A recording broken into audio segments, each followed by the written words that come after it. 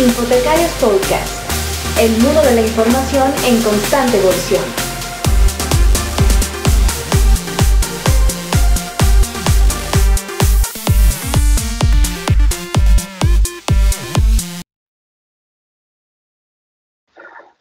Bueno, hola, ¿qué tal amigos? ¿Cómo están? Esperamos se encuentren muy bien. Esta es nuestra segunda edición de Infotecarios Podcast. Como es costumbre, me acompañan por un lado Santiago Villegas desde Colombia. Hola, ¿qué tal, Santiago? ¿Cómo están? Hoy acompañándolos desde Cali, Colombia. Excelente. Y por el otro lado me acompaña Antonio Espinosa. Hola, ¿qué tal, Antonio? ¿Cómo estás? Hola, ¿qué tal, amigos? Bien, buen día aquí. Yo sigo en Mexicali, ni modo, no todos somos Santiago. Sí, claro, es que Santiago es muy multinacional o muy viajero y bueno, por ahí de repente lo tenemos en un sitio y después en otro.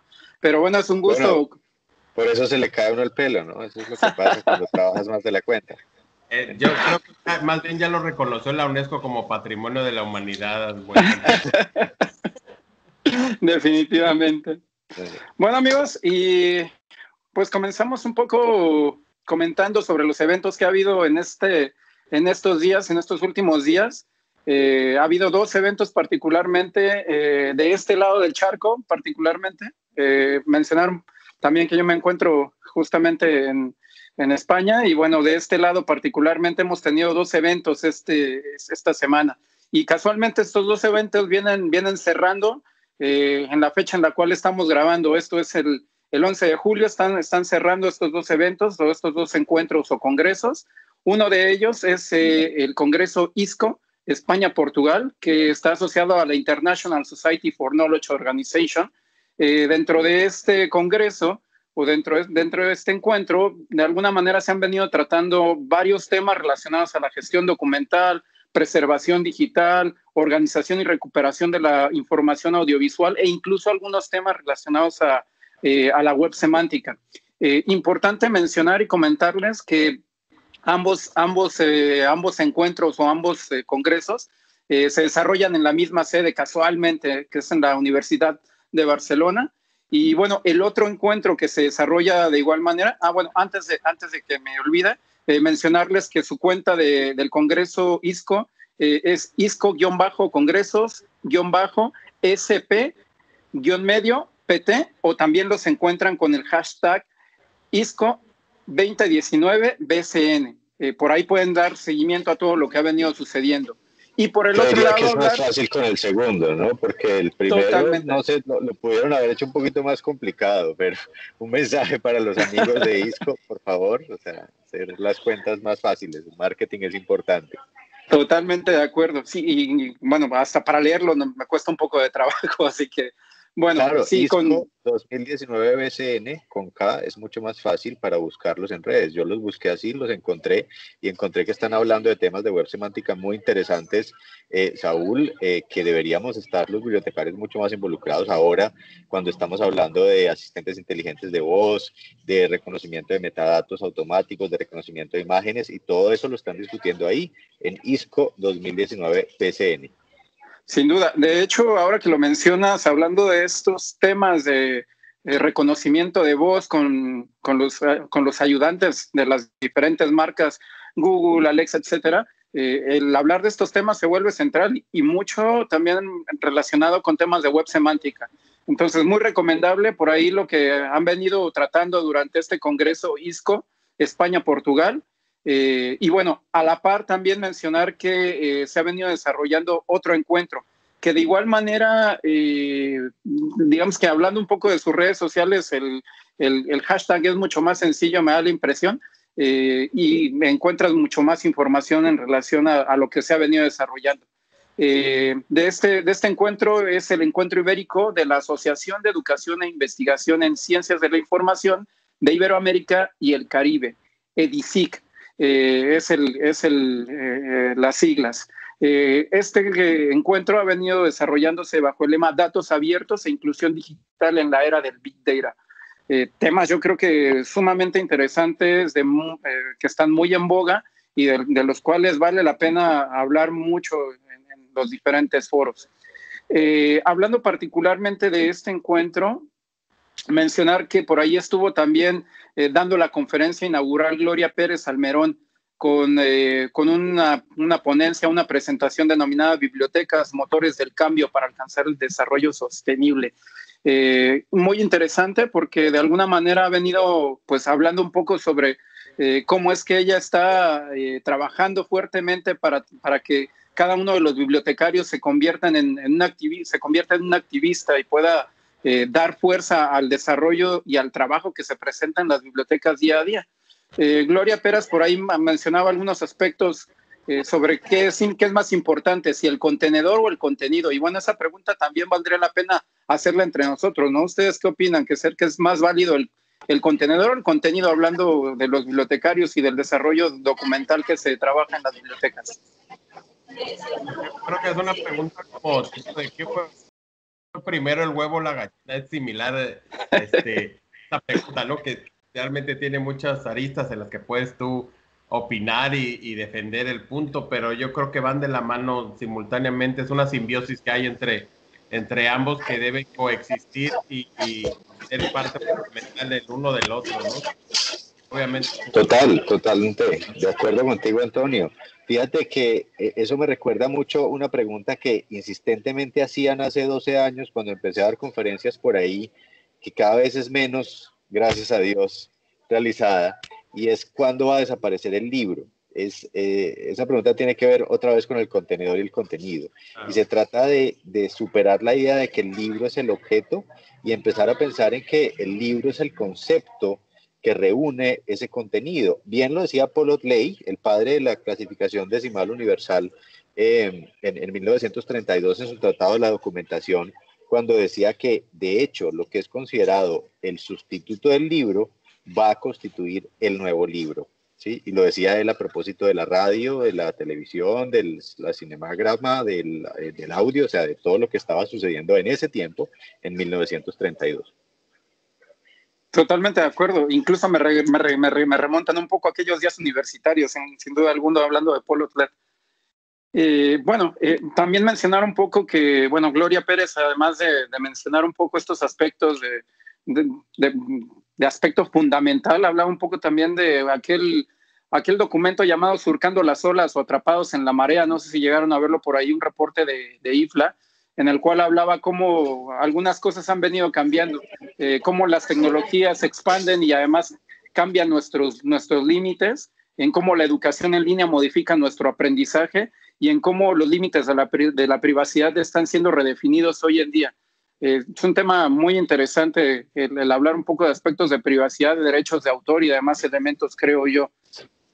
Totalmente, de acuerdo. Es que fíjate, Saúl, que hay un asunto clave aquí.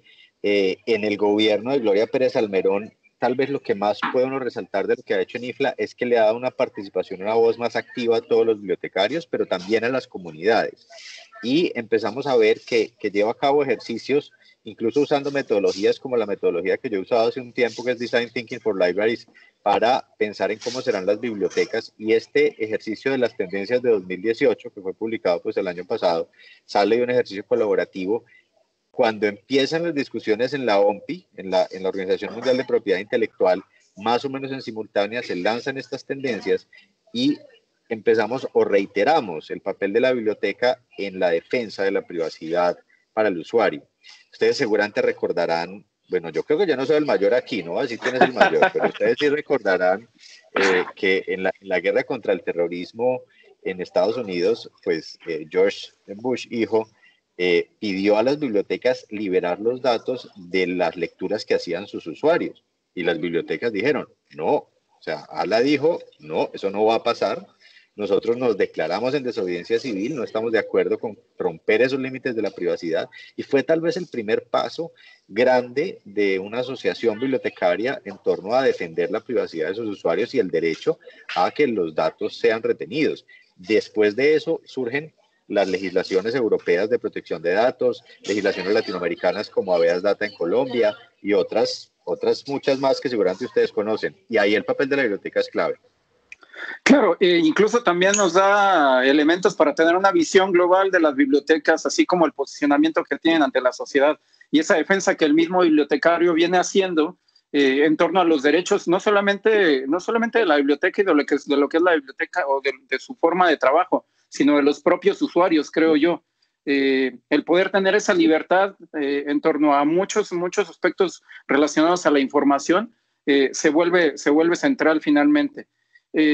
Incluso un poco hablando dentro de lo que presentó Gloria Pérez Salmerón, mencionaba y pedía un poco que cada uno de los presentes se convirtiera en un activista que pudiera defender estos elementos que se vuelven centrales en el quehacer y en el día a día del bibliotecario. Sí, claro. Y incluso dentro de este mismo evento hay varias líneas temáticas que llaman la atención, como la inclusión, la ciudadanía, que son temas que ya están muy, muy latentes y muy frecuentemente en las bibliotecas, ¿no? Yo creo que esta parte de la inclusión es un tema toral para fomentar desde las bibliotecas las equidades de género, la no discriminación. Son temas que ya está muy involucrado el bibliotecario hoy en día con la sociedad y que no debe de perderse y debe fortalecerse. Yo considero todas estas líneas que nos están marcando ahora abiertamente, que más allá de la investigación y de la documentación, van también a una labor social que hace mucha falta en el mundo. Claro, y es parte central del quehacer del día a día del bibliotecario, del bibliotecólogo, del profesional de la información.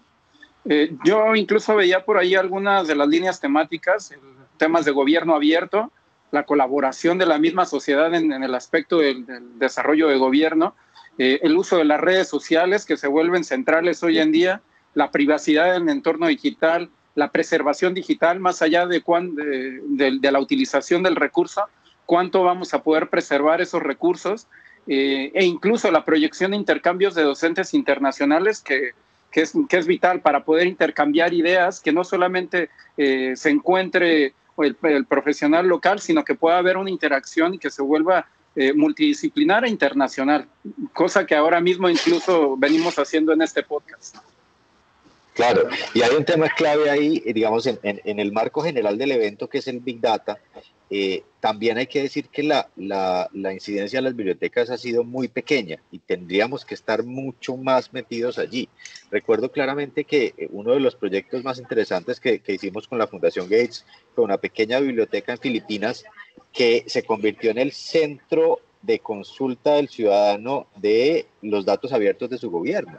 Claro, es que las bibliotecas somos naturalmente espacios democráticos, espacios neutrales, que deberíamos proveer acceso al ciudadano a esos datos para hacer seguimiento de su gobierno, pero también para saber que sus impuestos están invertidos en las bibliotecas, cómo los estamos invirtiendo, cómo él puede incidir en su gobierno y convertirse en un lugar de debate político. Las bibliotecas somos lugares de poder político, ¿ya? Entendiendo que ahí damos acceso precisamente a plataformas, o podemos dar acceso a plataformas de datos abiertos como este ejemplo de Filipinas.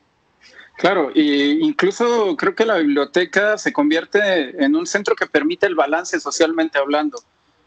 Dado sus comentarios, Santiago, yo creo que se vuelve totalmente un centro de interacción al cual se vuelve un punto intermedio para poder interactuar las diferentes fuerzas políticas, social y económicamente hablando, como bien lo mencionabas. Total. Tendríamos que ser balanceadores, o sea, de esa ecuación. Claro, es muy difícil ser absolutamente, y entramos a una discusión filosófica de ser absolutamente objetivos, por ejemplo, en el desarrollo de colecciones y de servicios. Uno finalmente tiene una tendencia política como bibliotecario y se refleja en su biblioteca, pero ser conscientes de ese poder político es clave. Una de las bibliotecas más bonitas de Chicago, una biblioteca pública muy pequeña, tiene una frase en su pared que dice, "Libraries gave us power", o sea, las bibliotecas nos dan poder. Y es una frase de una canción de metal, no es un poema, no es, o sea, es una canción de metal. Y uno dice, estos están donde es, o sea, estos saben para qué es la biblioteca.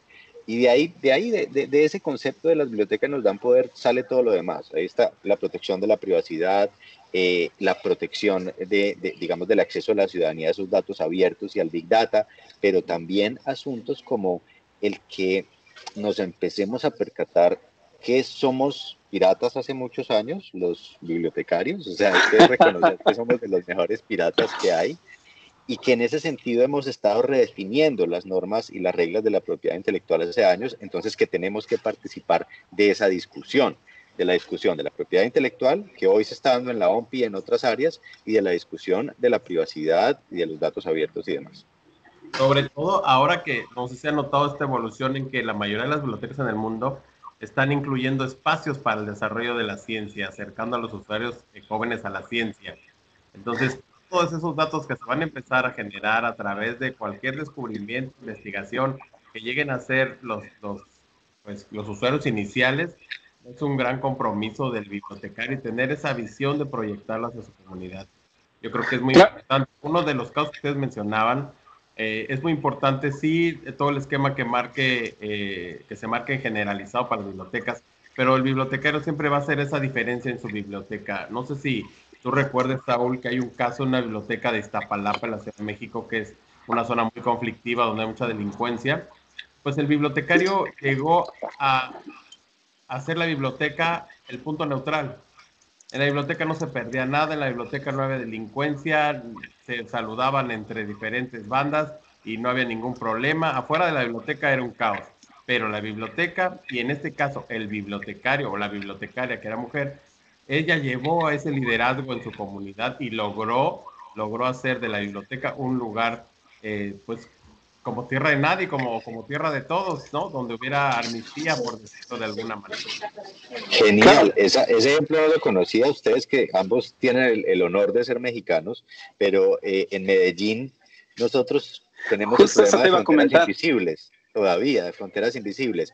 Hay una biblioteca, un parque de biblioteca, que son nuestras grandes bibliotecas, está justo en una frontera invisible. Lo que se hizo fue que la biblioteca abrió puertas a ambos lados y constituye un territorio neutral, un territorio en el que además se dan negociaciones en torno a lo que está sucediendo en estos barrios y que en su momento, hace 12 años, cuando se montaron los parques bibliotecas, pues constituyó un espacio incluso para disminuir esa violencia fundamental que vivía en nuestra ciudad en su momento.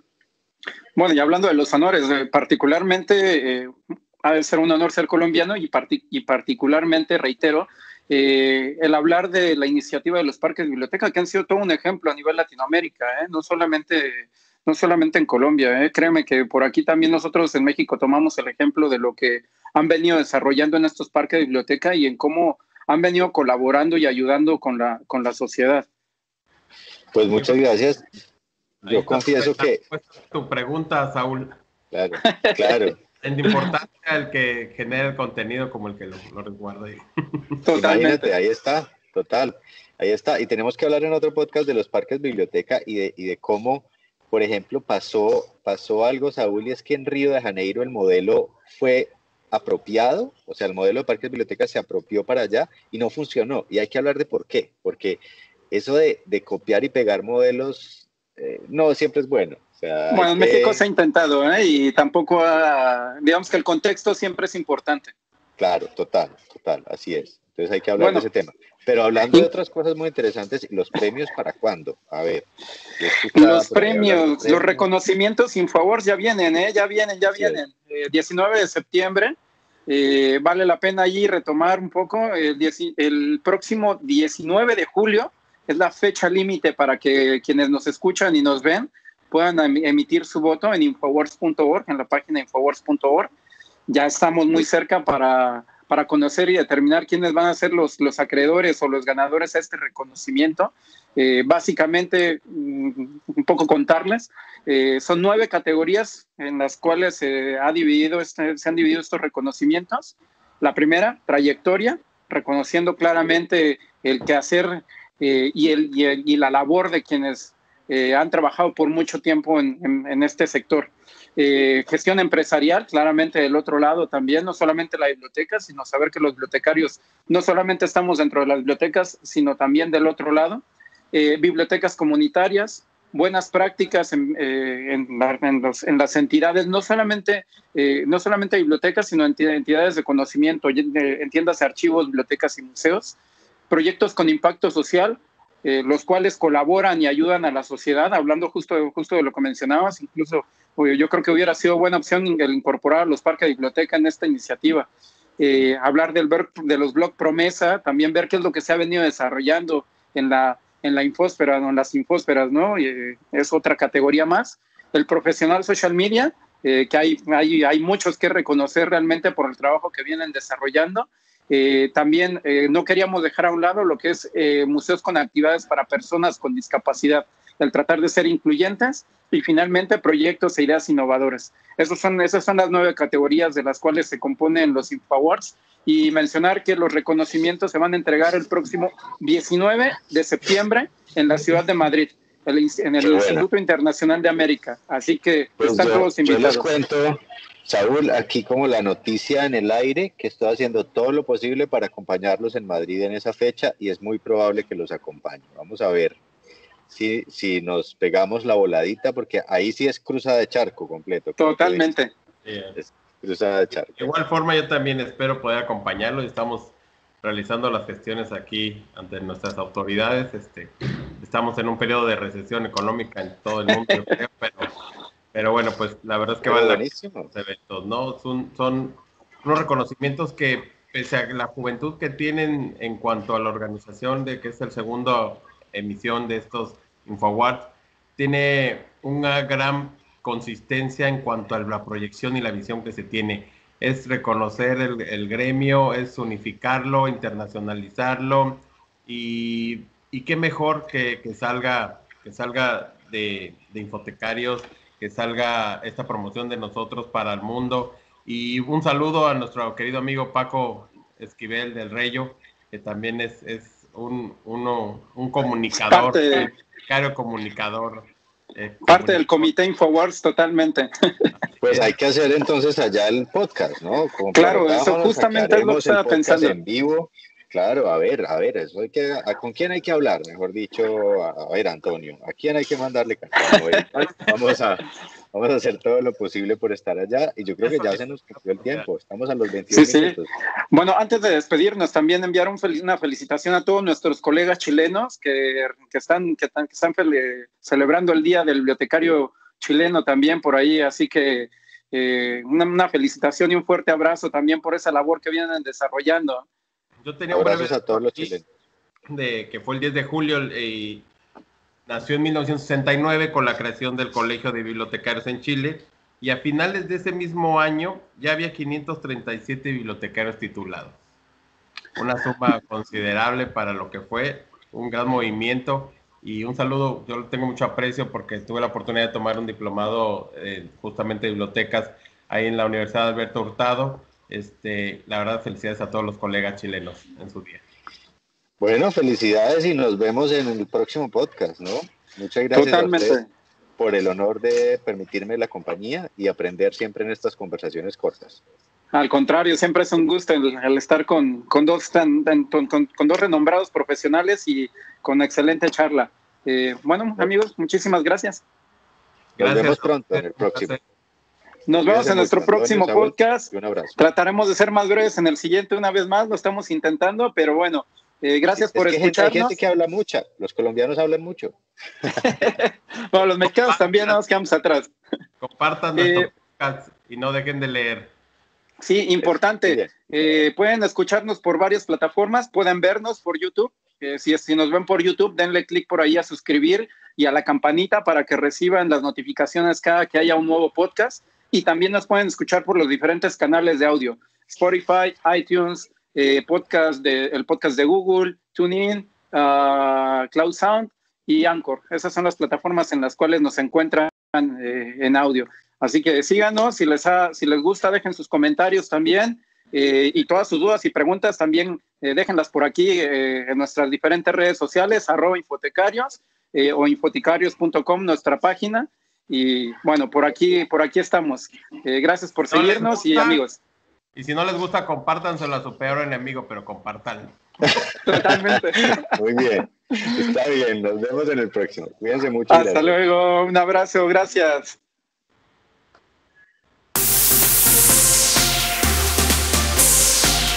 Infotecarios Podcast, el mundo de la información en constante evolución.